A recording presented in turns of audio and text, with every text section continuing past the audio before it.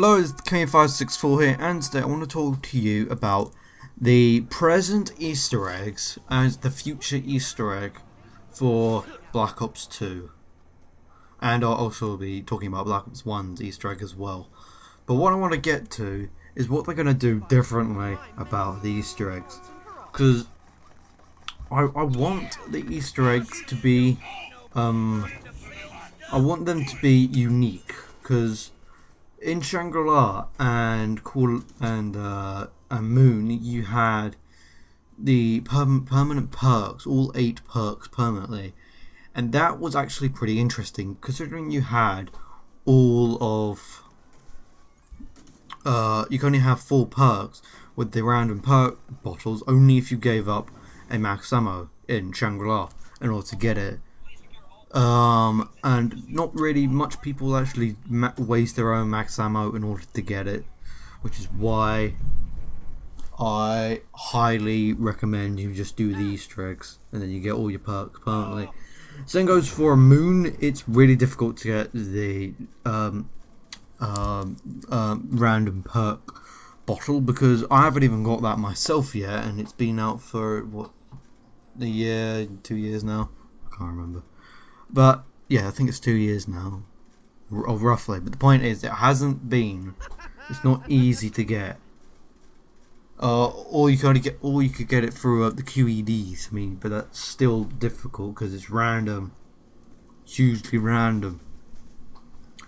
But what I want to get out is that the Easter eggs in Black Ops 2, they're kinda what's the word? Lame. Boring, because first of all, in Die Rise you get all 6 perks persistently, not permanently, persistently, so you will not have. So once you're down, that's it, you've lost them all, and all for that, all the work just for that. I mean, that's not something you particularly want to do. I mean, you particularly want to go and get yourself like all perks or something, because I mean, in Call of the Dead you didn't have all the perks, you just had the Wonder Waffle. but however, you actually it's worth it in the end, because every game onwards from then you will have the Wonder Waffle if you kill George Romero. And that's pretty cool. That's more than cool. That's interesting. I mean, that's what you kind of want. You want to have that kind of thing. But it's transit. That's kind of what you don't want, because first of all, you don't get any guns or perks. You just get a tiny drop. Which can vary depending on which one you want, but that's awful. I mean, first of all, it's in the worst possible location where no one would actually go to. I mean, if it spawned in town, that would actually be alright, or like it randomized where it shot the drops at. That's what I kind of wanted, but it's being dropped at under the pylon, and no one goes there. No one. But if you go for I'm just drinking my water. But if you do the buried one, you kind of have a different story to this. You get 8 perks permanently. No, 7 perks, should I say, permanently. And you can get the end game, which depending on which side you do, you get something good in return for it. So you get, like, if you complete Dr. Maxis, he gives you 100% chance of getting a drop if you kill Richtofen as the zombie. If you have Richtofen as your end game, you get full Mule Kick Plus and what's it called? Permanent Fire Sale. That's what you kind of want. You want more than perks, because the random perk drops that you get in Black Ops 2, they're too easy to get. die-raise, get 100% accuracy on killing the minions. All you have to do is use your melee weapons and then voila, or Remington if you stand in a corner. And then in Buried you have to kill extra ghosts after 5 rounds, and then you have it. That's not what you want, because in Buried you can get all 7 perks on round 1, but not permanently obviously, but you still can get 7 perks. But I digress. I prefer the Buried one than the Shangri-La one, because although Buried is time consuming, it doesn't require luck as such, because you've got the bank on your side. Yeah. But what happens in DLC 4? Right, so in DLC 4 we kind of know, thanks to Play the Game, that we are going to be able to play as the original characters, and it's going to be set in France. That's all we kind of got out of Play the Game, but that's fine. That's all we really need to use our minds on.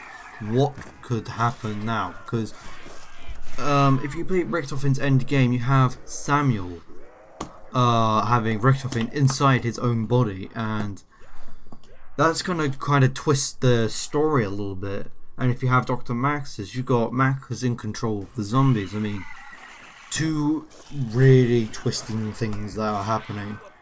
Because if you complete Dr. Max, I think you still can decide on which side you're doing. But I think it's gonna kind of work a little differently. So if you complete, so you still get to decide which one you want to do. So if you've done Dr. Max's, you can still do Dr. Max's and get, you can get Dr. Max's to regain with Samantha. That's how it's gonna work. And if you complete Dr. Richtofen, Richtofen will fully be in control of Agatha. Sorry about that. And he will have taken over and finished off Maxis once and for all. Maxis is gone. He'll never see Samantha again. And I think Richtofen will get his own body in the Agatha, because right now he's in Samantha's body as we speak, as of yet.